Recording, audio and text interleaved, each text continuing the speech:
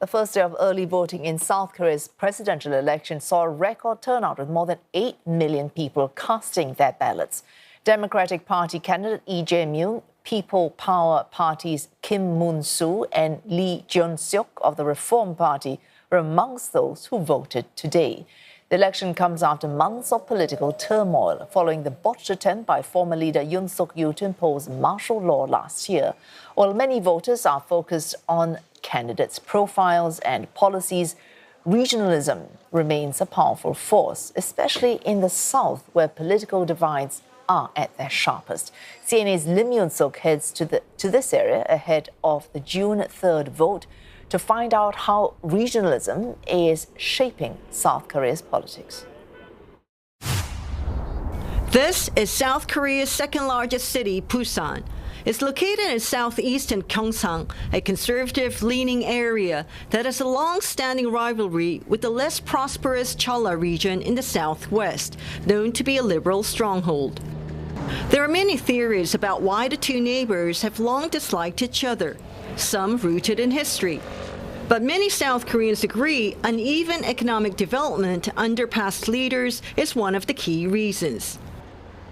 For 18 years, South Korea was under the rule of Park Chung-hee, a military dictator who seized power in a coup in May 1961. He ruled with an iron fist, but is also credited with launching South Korea's economic miracle. Under his leadership, Seoul grew rapidly, and so did Gyeongsang, where he was born. Major industrial hubs were built in the region, but other areas, especially south in Cholla, remained underdeveloped and largely agricultural. This widened the country's regional divide, and that divide persists even today, with most of South Korea's presidents hailing from Gyeongsang. Political science professor Lee Jae-myung from Hankuk University of Foreign Studies says regionalism has eased but not disappeared. 당연히 있죠.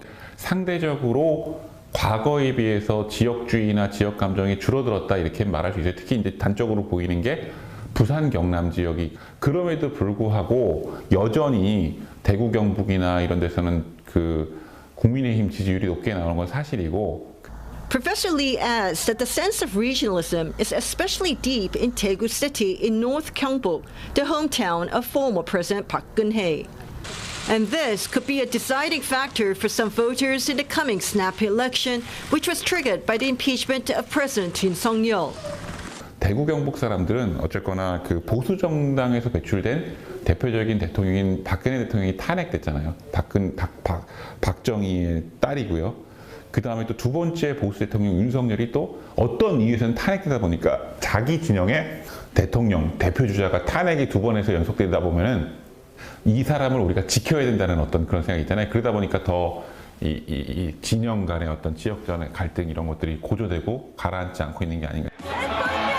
Professor Lee says that's why opposition Democratic Party candidate Lee Jae-myung started his presidential campaign in Gyeongsang, where his conservative rival Kim Moon-soo is seen as having an advantage. Mr. Lee's approval in North Gyeongsang stands at about 42%, according to recent polls. But separate surveys show his support in South Gyeongsang has significantly increased, hovering at about 46% in cities like Busan and Ulsan. That's more than his rival, Mr. Kim, who has 42%.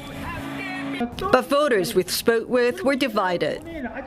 옛날부터 이제 보수 쪽에 지지하는 사람이 많았었고 상대적으로 다른 지역에 비해서 보수 성향이 좀 많다고 생각합니다. 시간이 지나고 사람들이 생각이 많이 바뀌었기 때문에 진보를 이제 따라가는 사람도 있다고 하지만 그래도 아직까지 성향적 보수 성향이 많다고 생각합니다. 거대 야당이 최대 그 의석을 가진 이후로 그 의석을 무기 삼아주고 국민들의 민생을 챙기는 것보다 자기들 편향된 그 특검법이나 그리고 또 탄핵안만 주장해가지고 그 국정을 마비하려는. Some experts say support for conservatives was shaken, at least briefly, after former President Yoon's declaration of martial law in December. The move shocked South Koreans, including many in Busan, and led to drawn-out and divisive impeachment proceedings. But it remains to be seen if this will translate into votes on Election Day. Lim Yun Suk, CNA, Busan, South Korea.